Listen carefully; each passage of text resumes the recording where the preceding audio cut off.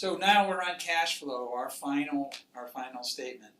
And I have to tell you that the cash flow statement is the most complicated of statements. So what we're going to do in our treatment of it is that we're not going to be real detailed about this thing, but there are some important things that you need to understand about the cash flow statement. So the cash flow statement really has three parts to it. It's cash flow from operations, it's cash flow from investing opportunities, and it's cash flow from financing. So let's explore what each one of those really means. So we have a little table here, and we have a lot of information here. And I'm not going to cover that detail, but I put it on here much like the other ones so that you see that when you look at your organization's statements, whether it's balance sheet or cash flow, that there's a lot to it. But I want to give you the essence of it. So cash flow from operating activities is fundamentally the most important of these three. In order for an organization to remain solvent, in order to remain in business, you have to be what's called cash flow positive. And cash flow positive from operating activities. Mature businesses, if you've been in business for a number of years, this number really has to be positive. Now, there's a lot of things that are involved in these cash flow opportunities, but I want you to think about cash flow in this statement. It's really about inflows of money, inflows of cash coming in and cash going out, and how efficiently the organization is actually utilizing that level of cash. So it's efficient, and it really is how quickly are we converting, at least here, converting cash or revenues that theoretically are coming in from our income statement. Actually, are we putting it in?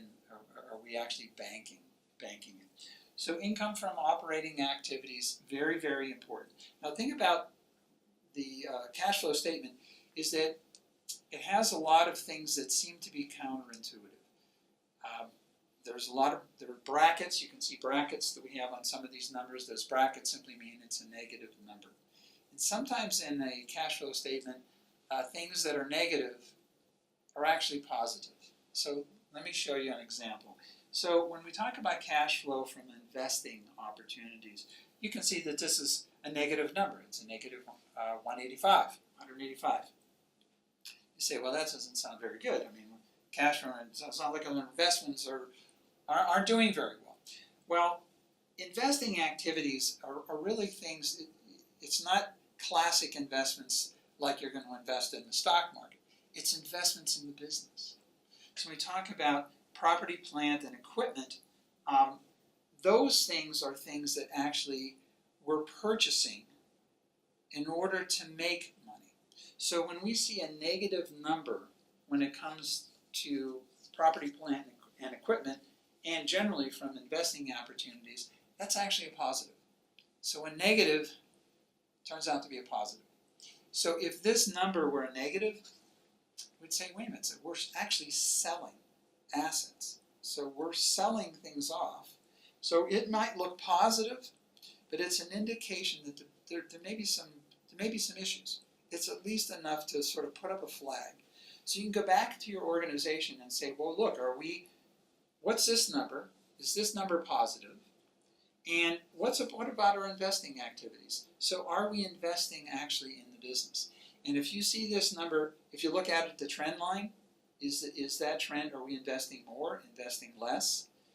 And it's an indication of general health of the organization. So it's something to pay attention to. And from your project standpoint, this is where you can help. So keep that in mind.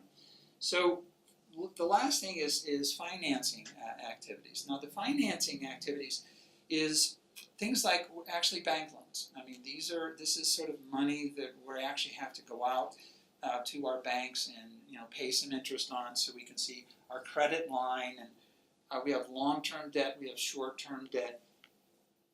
Now the interesting thing about financing activities is that you have to look at it. If you are a very young organization, if you're getting money, say, from a venture capital organization, this number is likely, you could be easily cash flowing positive here and cash flowing negative here. In fact, a lot of young companies, companies that are in that introductory stage, struggle because they're not at the point where they're making money. They're really still investing in the business, they're investing here, and they're getting money from an outside source in order for this to be positive. So what's the message I want to deliver? What you want to think about is your own organization. So are you in an organization that's been around for a long, long time? Then I want you to look at this number. If you're in an organization that's very new, you want to be looking at this number. If you're in an organization, it doesn't matter, regardless, you want to look at this number. So are we investing in the organization? So the other thing that I want to talk about that's so powerful about our cash flow statement, and it's something that I've been sort of hinting about, is that revenue is not cash. It's not. It's not green. Again, it's the potential. Now this is where it sort of really starts to show up, because you could have a wonderfully robust income statement, but you could be almost out of business. You could have banks knocking at your door saying, hey, look, you don't have enough money to cover payroll. So how could that possibly happen? Well, let me give you an example. So remember that product that we're shipping, pens or computers or services that we're delivering ahead of time? If that number is high and people aren't paying us, they're not paying in 30 days. They're out there 120 days or 180 days, or maybe they're not paying us at all. It might look like we're making money, but we don't have that money coming in to the organization. And that money can cause us to default on some loans here. And without that cash, people don't want to loan us any additional money. So that's one. Now, sort of the opposite, another organization, remember that restaurant that I mentioned earlier, that they get their money right away? So some organizations that have money, they can have a lot of money, but they wind up spending it. They spend it far too quickly, thinking, oh, well, this is like, hey, we've got this, but they forget about paying their bills. They forget about that accounts payable. Sort of take it out of the register, it looks like they're flush with cash. But they're really not. They haven't paid all of their bills. So it doesn't matter whether there's a delay or whether you get it right away. The cash flow statement is a statement that really gives you that sense of like how efficiently are we actually using cash. Now, when you go back and you start talking to your finance people about cash flow statements, they're really, especially if you're an HR person, they're going to take a few steps back. They're going to say, whoa, I can ask income statement, yes, balance sheet, but whoa, cash flow, you want to know about cash flow? And the answer is yeah, you want to know the whole, you want to know the complete picture here.